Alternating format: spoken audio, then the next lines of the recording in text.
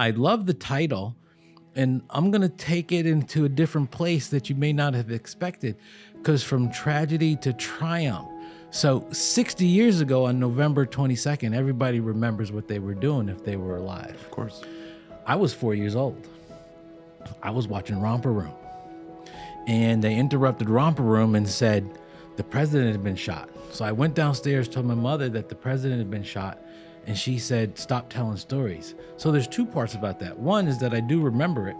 The other one is that I've been telling stories my whole life, and so you're going to get stories today. She came upstairs, saw that the president had indeed been shot.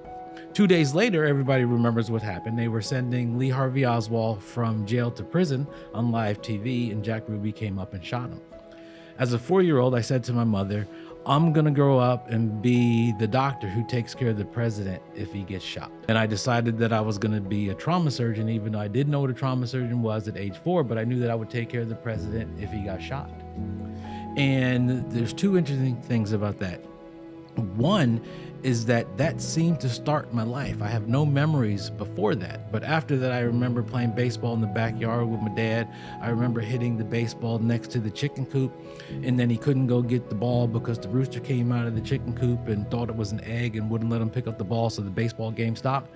I remember everything after the Kennedy assassination, so it also started my life. But now with the Capitol program, which is when the president travels across the country, they always go ahead of time to a trauma center, and you get the president's chart, you talk to Secret Service, the White House medical staff, and you figure out what you're going to do, where you're going to put them, where's the press going to be, and all those sorts of things.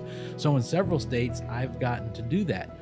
So from the age of 4, when I said that I would take care of the president if he got shot, to my current state, whereas if the president happened to get shot in the city where I was working as a trauma center, I would take care of him.